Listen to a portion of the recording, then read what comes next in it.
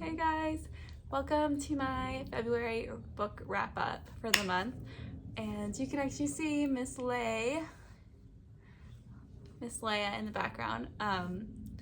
February, I didn't get to read as much nearly as January, but I figured we'd kind of go over what books I read and then what books I want to read for March. And yeah, let's get started. So I have been looking all over the house for the book. I previewed it in my January wrap up.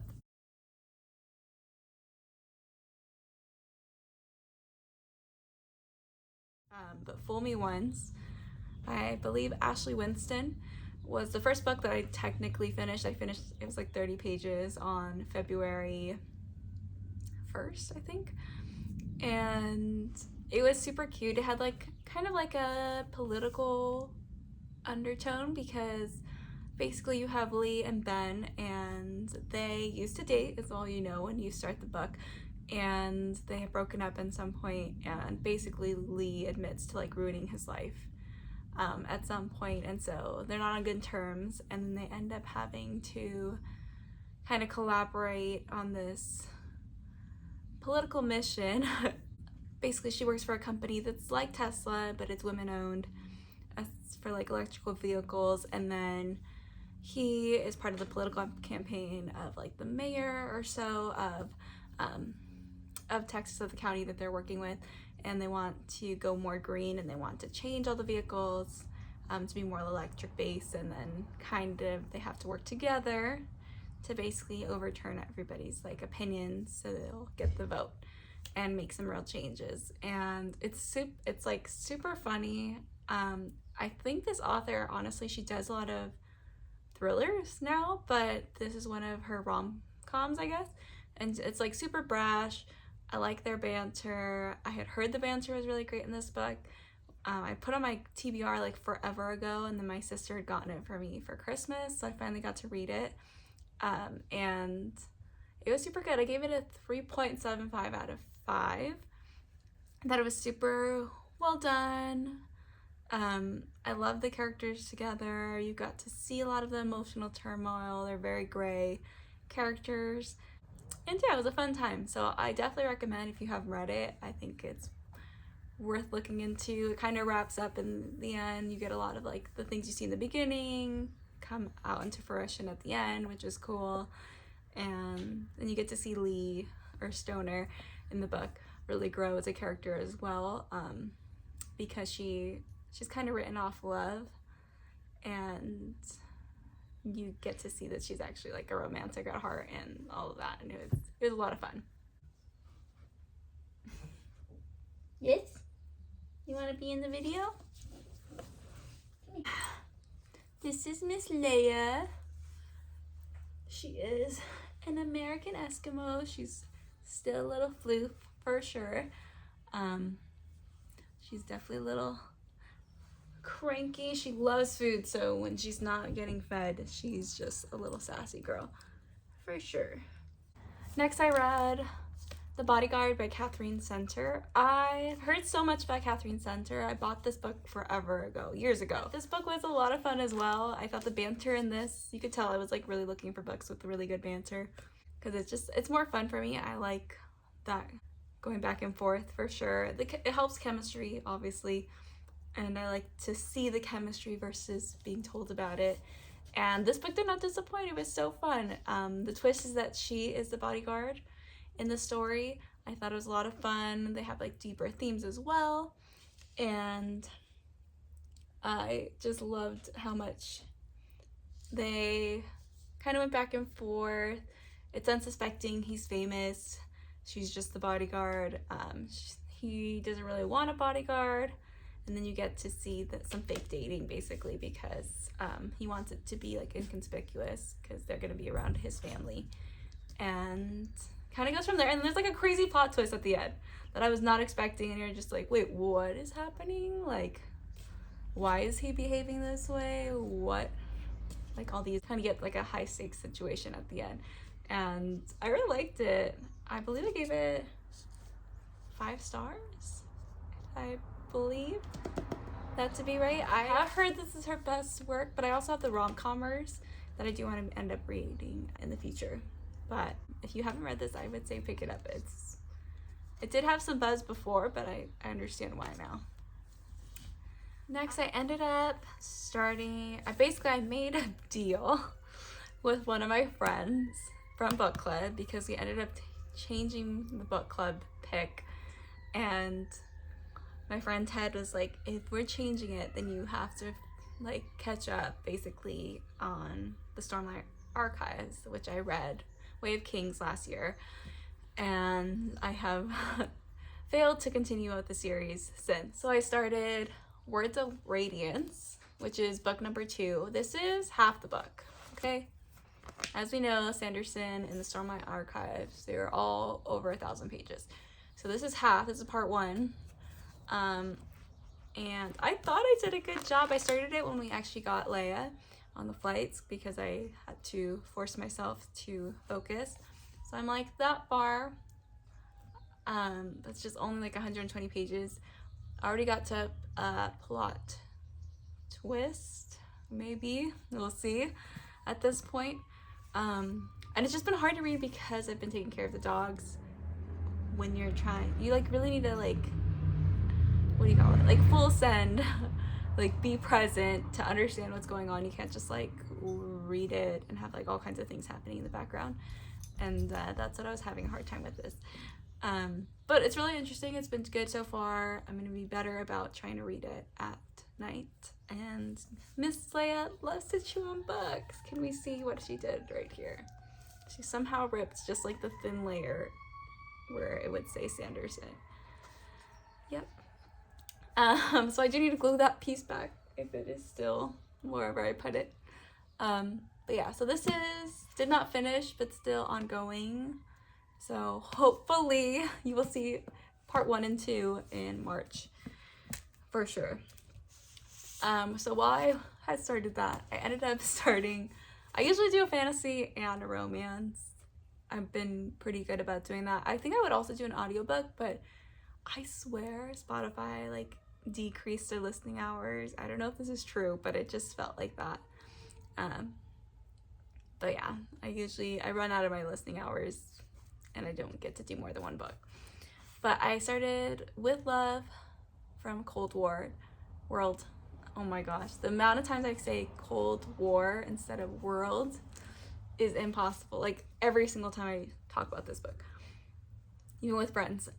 So I had read Alicia Thompson's other book from serial killers, but it's about serial killers and it's like a really fun premise. This one, they're kind of at like this kind of like amusement park, Christmas vibe, winter wonderland, and they both work there, and it is co-workers, and you get to see them kind of like Asa and Lauren. They end up sparking a romance, and the banter is really funny. It's really good. I liked it, but I loved the other one, like her other book, better because I think I liked just the premise of like serial killers and like the paranoia and this unlikely like match basically that springs. And I think the same thing, there's like unlikely match with the two main characters, and you get to see like some like found family, and you get to see a lot of that as well, like the holidays and how it's not easy for people. Other side of like family dynamics besides like perfect family Christmas time, right? So I liked that as well. I thought it was really great to see that because you don't really see that in books or in stories for the holidays. And yeah, I thought it was cute. I think I gave it 3 stars. It was good. I enjoyed it, but it wasn't like mind-blowing. And then book club book, what we ended up picking for our book club book was Dance of Thieves by Mary Erie Pearson. I think I felt just like confused overall because you're going in thinking it's gonna be like a heist or like high stakes fantasy, this like romantic slow burn kind of thing from like what you're told on the back of the book, and then you don't get any of that. It's like all build up, and you get like the tiniest bit of like magic at the end of this book, like literally the last page. And the romance ended up being very like insta love, very quick. It happened. They're like together. You don't see a lot of like the magical elements or anything like that. I was like, it's more like dystopian kind of vibes and just a lot of build up. So this is like a 500-page book too, so it's not like the smallest. I have heard that the second one is really good. I had the second one because I think I got it on like Book Outlet or something like that, and it was like super inexpensive. And so I bought in this one first, and I never bought the first one until like more recent years. But I've heard the second one's way better. And one of my friends from book club, she actually ended up going straight, like went straight from that one to this one, and really liked the duology, because that, from her claims, basically book one is a setup for book two, and you kind of get everything you wanted in book two. And so I was like, well, I already have it, so I'm counting on reading it this March, because I just want to know what happens, because I just really felt like confused, because I was like, you kind of felt like you were like in the middle of the story, but you weren't getting all the evidence or like what you needed. So you always felt like, wait, did I miss something kind of feeling. And I think like this one's gonna give like that closure that we wanted, and just like everything that you wanted from that other book. So because I have it, I was like, I should just finish it and see if it's worth it. But basically Amanda was like, it should have been one book. It should have been an 1,000-page Sanderson. Okay, so we'll see. TBD if that is what happens. And I ended up giving Dance of Thieves, I think, like a 3. It's hard because I think until I read the second one, I'm gonna have a better idea, but I almost wanted to give it like a 2.75, because I don't necessarily recommend it if you're just gonna read that one. And that was like the hard part. It was like fine, nothing was wrong, but it wasn't giving, it just had so much potential and it gave nothing, basically. And then last, I technically finished this in the beginning of March, but since we clearly saw I somehow lost the first book in this lineup for my reads from February, I'm just gonna talk about it now. So I finished Deep End yesterday? I finished it yesterday, so March 3rd, technically.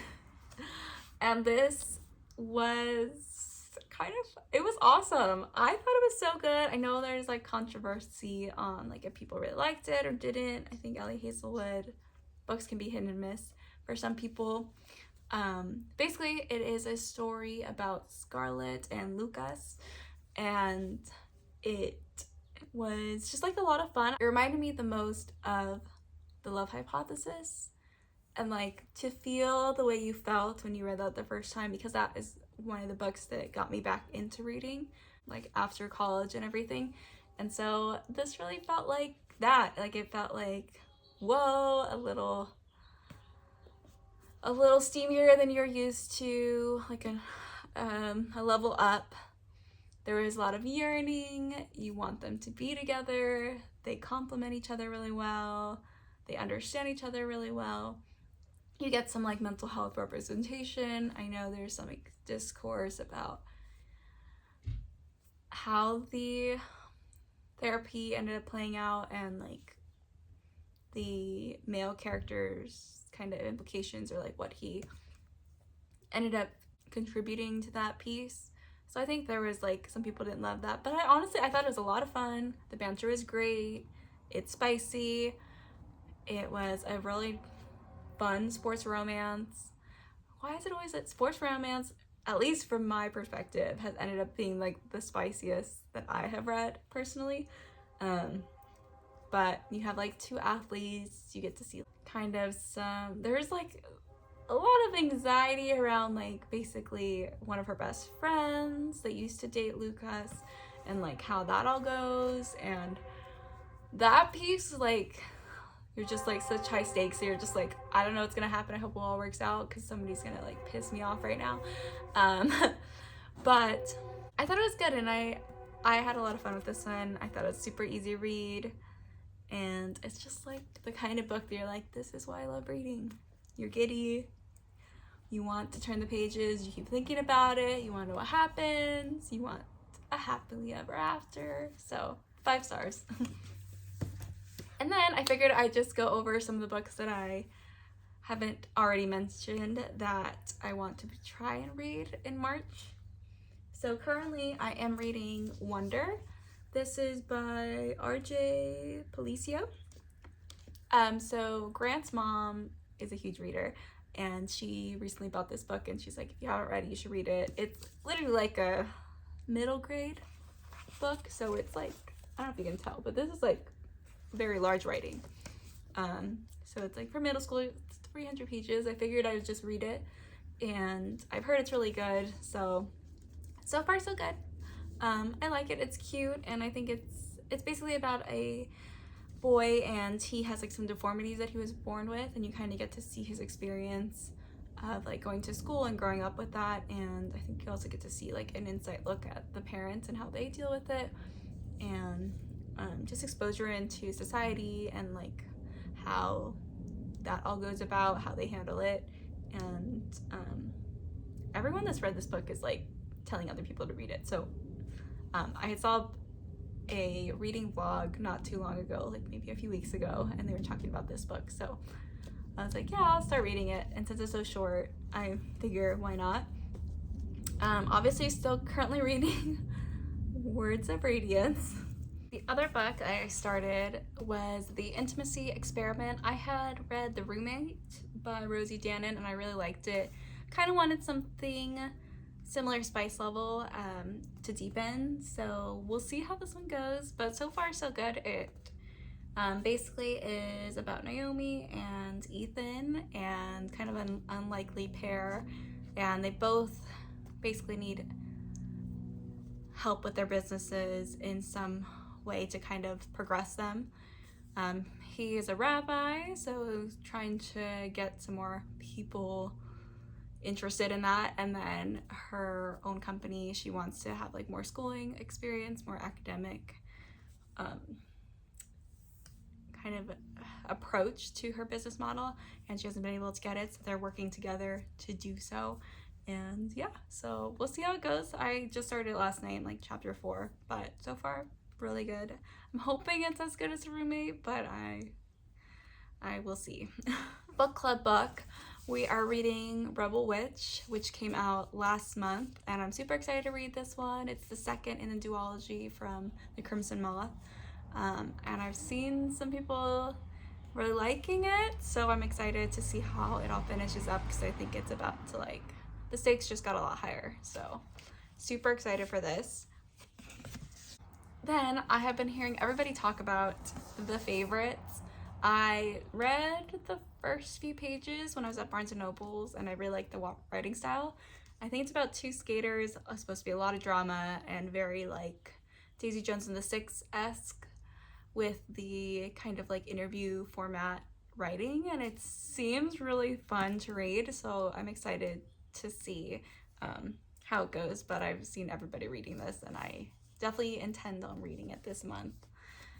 And last but not least, I should have read this in January, but Onyx Storm. I think I'm going to do a reading vlog for Onyx Storm, because I've read the other 2 already, which I did like. I think Fourth Wing and Iron Flame were a lot of fun, and I'm excited to see what Rebecca Yarros does with this one. I liked Onyx Storm. I liked Iron Flame better. It definitely made me cry. And I kind of want to see what happens, what the next twist is. I think, right, there's supposed to be 5, if I'm correct.